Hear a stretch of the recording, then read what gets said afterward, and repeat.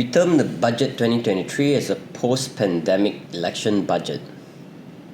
What this means is that the government will need to resume its fiscal consolidation path post-pandemic, but will still maintain an expansionary stance ahead of GE15. We expect the fiscal deficit to amount to 5% of GDP for 2023, slightly lower than 5.5% in 2022, but still significantly higher than pre-pandemic levels of 3.4 to 3.7% during the 2018-2019 period.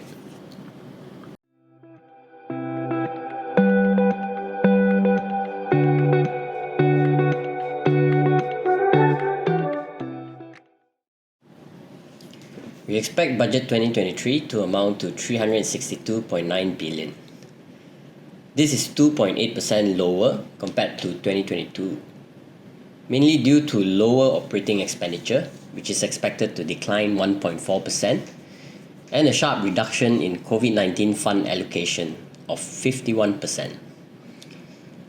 But it will be supported by a 22% increase in development spending, in line with the 12 Malaysian Plan targets. On the revenue front, government revenue is expected to decline 2.9% for 2023, as we do not expect a repeat of the Petronas special dividend, or at least we do not expect it to be announced so early in the budget proposal. Excluding the special dividend, however, government revenue will grow by 6.6% for 2023. Overall, the fiscal deficit is expected to fall 2.4% to 90.6 billion for 2023 from 93 billion this year. This translates to a 5% deficit of GDP next year compared to an estimate of 5.5% of GDP in 2022.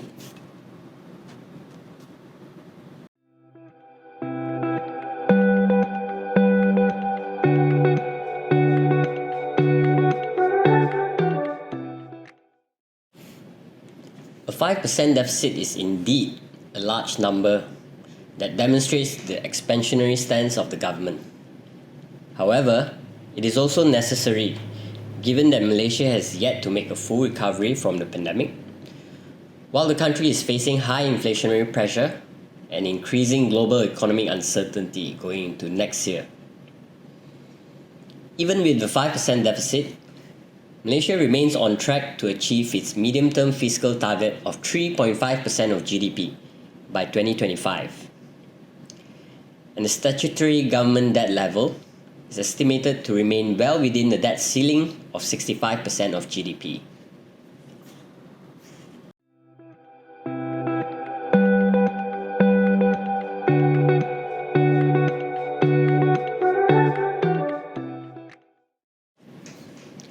As this will be an election budget, we do not expect any new taxes to be introduced. But the government would likely continue to further enhance tax compliance and harmonise the tax system. While we agree the GST should be reintroduced, but the timing for it to be announced isn't so suitable right now, with elections around the corner. It could perhaps be introduced next year at the earliest, after the elections. Cukai Makmur was meant to be one-off, and if it were to be extended, it would undermine the government's credibility, and it would send a wrong message to the business community. That itself could also disrupt the economic recovery. Therefore, we think Cukai Makmur will not likely be extended this time.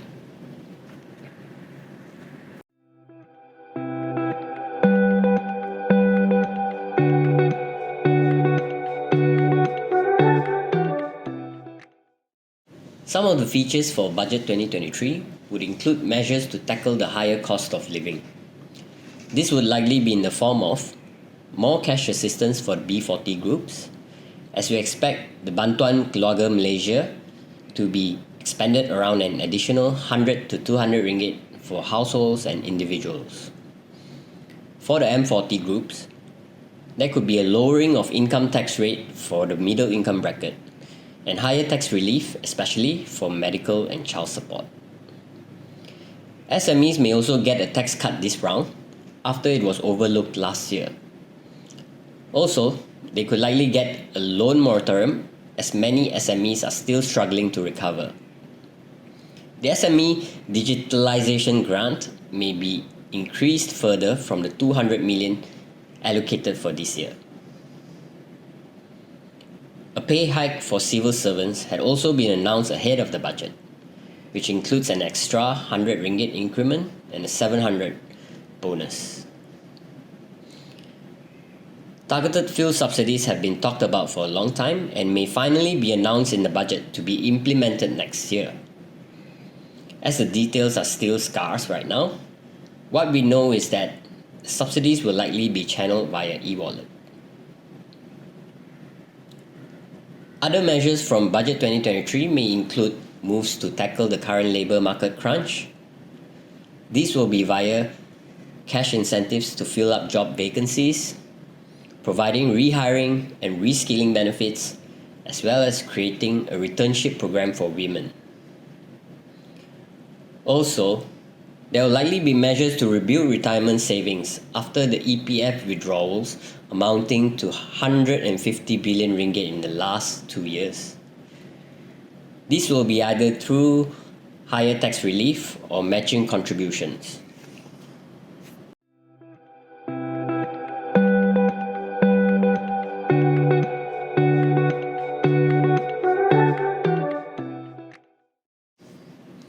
A cut in the personal income tax rate would increase the disposable income of taxpayers, allowing the tax savings to be spent, which will exert a positive impact on the economy. However, it would also incur a cost in terms of revenue foregone by the government, which would otherwise be spent on developing the country. We estimate that a 1 to 2% cut in personal income tax rate would cost the government around 300 to 600 million ringgit for 2023. But this amount will be redirected back into taxpayers' pockets, allowing it to be spent on the economy.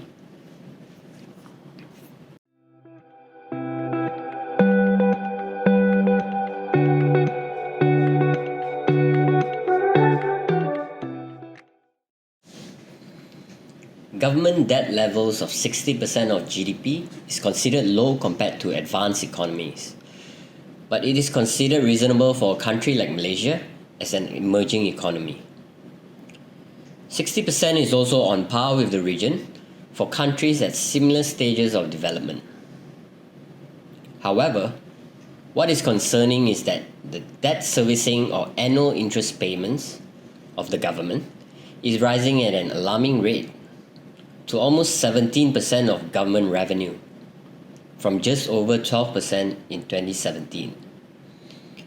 And this actually highlights the issue of the government's lack of revenue sources, with government revenues only making up around 15 to 16% of GDP, whereas it is around 19% for the Asian region and above 30% for advanced economies.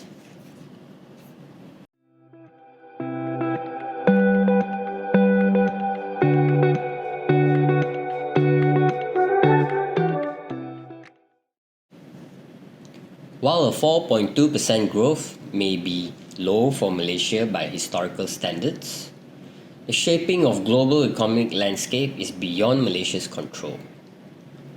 The impact of elevated inflation and tightening global financial conditions is likely to result in slower global economic growth, which will impact Malaysia through weaker trade activity and investment appetite. Fortunately, Malaysia could still balance this out by outlining an expansionary policy to ensure the domestic economic growth can be sustained.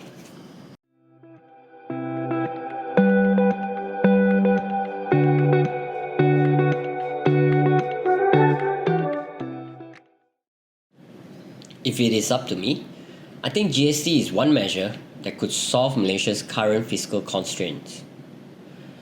While it is not very popular, and as we have seen in the past, it will result in higher inflationary pressure.